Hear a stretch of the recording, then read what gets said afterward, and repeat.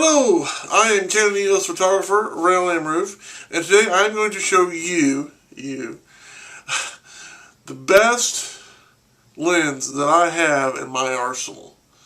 I don't have a lot of lenses, and normally I like to have one lens for each camera, or one lens for each camcorder, as it may be. And today I'm going to show you the 16 times zoom lens. Now this is for the XL1S camera. But let me tell you, baby, this is a lens and a half. I mean, this is, without a doubt, hands down, the best lens I have ever owned. This is a state-of-the-art lens, Canon, great glass, great, solid state. For what this is the best piece of metal and glass I've ever owned. Lens or any kind of metal. I mean, it's awesome. Now, first of all, let's talk about some of the things that a lot of people do and don't like. First, a lot of people don't like to deal with these lens hoods. Having said that, this is the best lens hood I have ever seen. Okay? First of all, it's not a weird shape. It's more of a, as you can, I'll take the lens cap off here. But it's a nice shape. It's flex. Now what it is there's hard plastic in the middle. I don't know if you can see that. And this outer plastic is like a softer. So it's like hard in this middle and then soft on the outside. And I don't think you see this part right here is flexible. I don't know if you can see that or not, but then underneath it is some harder plastic that you can't bend. And it's a really nice shape. It feels good. Plus, one of the things that a lot of photographers don't like is the way these go on and come off.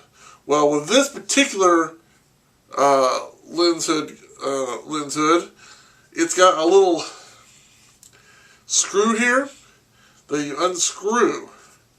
Now that takes a little bit longer to get on and off, but it holds it on there very well. I mean, let me turn it back up here. Okay. I mean, that's not going anywhere. I can sit here and shake that all day, and it's not going anywhere, okay? So, it's on there good and tight. Then all you gotta do is unscrew it. Takes a few seconds, if that. Simply twist it off if you don't want to use it or don't need to use it. And there you go. There's the lens. Now, it has a 72 millimeter filter, UV 0, which means it's really not blocking any UV rays. What it's doing though is protecting the lens. I always, if I can, get a protective filter to protect the lens. And a UV 0, which basically means a UV filter filters out UV rays. Well, if it's UV 0, it's actually not filtering out anything. It's just basically glass. So what you can do, you can buy a UV and then have different numbers, which each number blocks out a certain amount of UV light. Well, UV 0 basically isn't blocking out any light. It's basically just glass for all intents and purposes. And it protects the lens, because I would rather have this little filter break or be hit and broke than I would the lens. This filter is about $25 to $30. This lens is several hundred dollars. Easy. Okay, this is several $100s. To be honest, I can't really tell you how much this is going for right now. I can't even tell you how much I paid for it. And the reason I say that is because it came with the camera.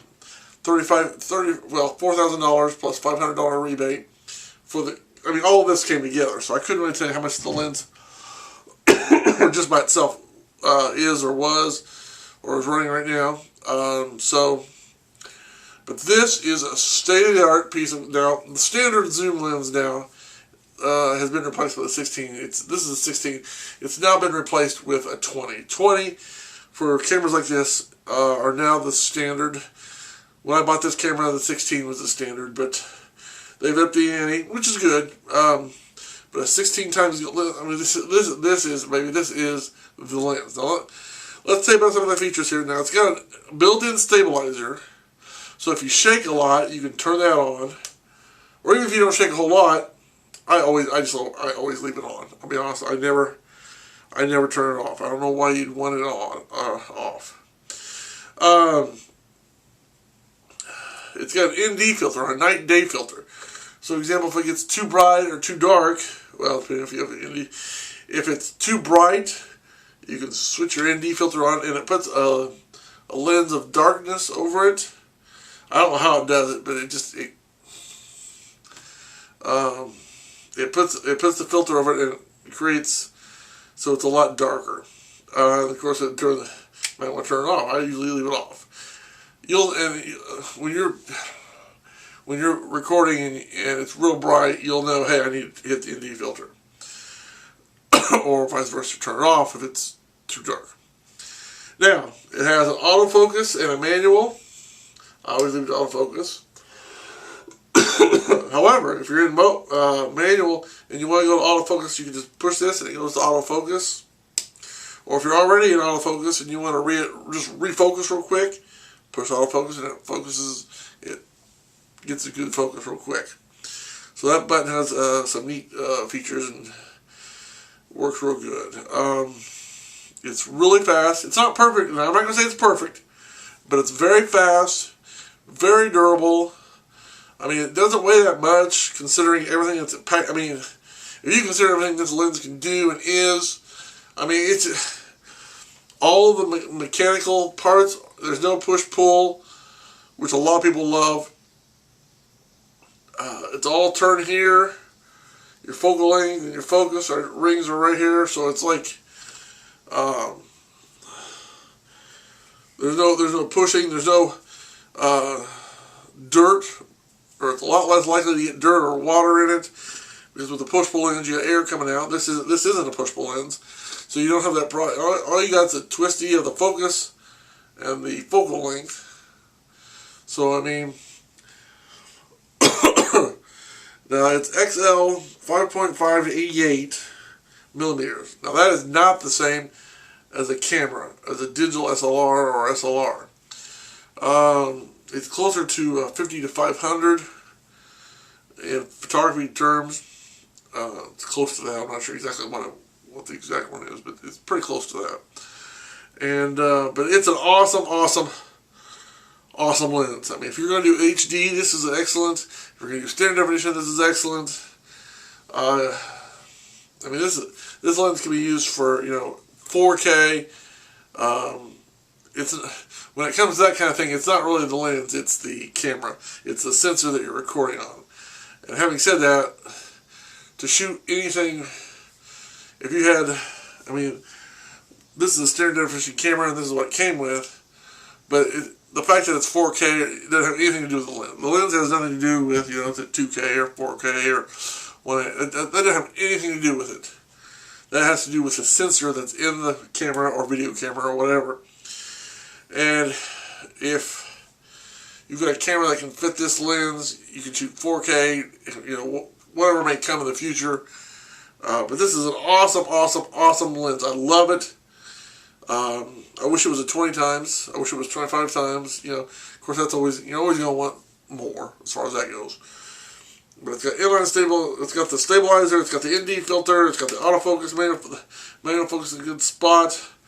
If you're, a lot of people that use the push-pull lenses, I know why people, when you're holding it up like this, you want to shoot down, you don't have to worry about the focal length changing, because it's not a push-pull lens, it's a twist lens, which is awesome. The camera, you can control both the focus and the zoom via the camera, or you can do it manually. It's up to you, which is a nice feature, great feature. I mean, I can't go on about this enough. Like I said, you just put the lens cap on when you're done, and whether or not you're going to use your little lens hood, I know that's not what I wanted. This way. So screw that back on. Like I said, once you get that screwed in, it's not going anywhere. Look at that. I can sit here and do that all day if I want to, because it's not just a clip on, it's a clip plus you twist it, then you screw it. And, I just can't go on about this lens enough. Plus, it looks really cool. Let's face it, that is a cool, from the side angle, that is a cool lens, okay? It's very well made by Canon, and seriously, I can't go on enough about this. I wish this would fit my digital SLR. It's not the same lens type, so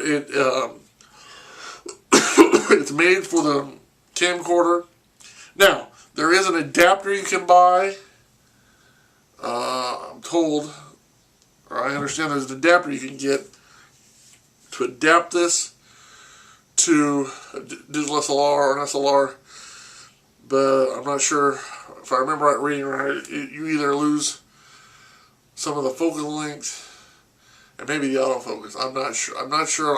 I haven't been reading up lately on what they have as far as taking this lens to digital SLR. A lot of people don't even think about what a lot of people do think about doing is taking an DSLR or SLR lens and attaching it to this. And I know they've got an attachment where you can convert your DSLRs for this. So that's out there. That I am sure of, because a lot of people want to take their prime lenses or their other lenses and put it on here, and there is an adapter you can use to convert it. So that is out there. But again, if you're looking to get this 16, now obviously nowadays it's going to be a 20 times zoom, but you can probably get I'm sure you can probably get 16 times on eBay or something like that, or your local photography shop maybe, used.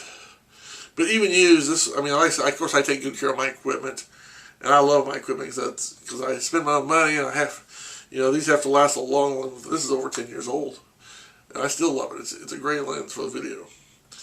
I just wish my camera was HD. So I'm going to leave you with that, and just to say, if this is what you're looking for, this would be a great lens for video. If you're, it's awesome. That's all I can say. So I'm just going to leave you with that.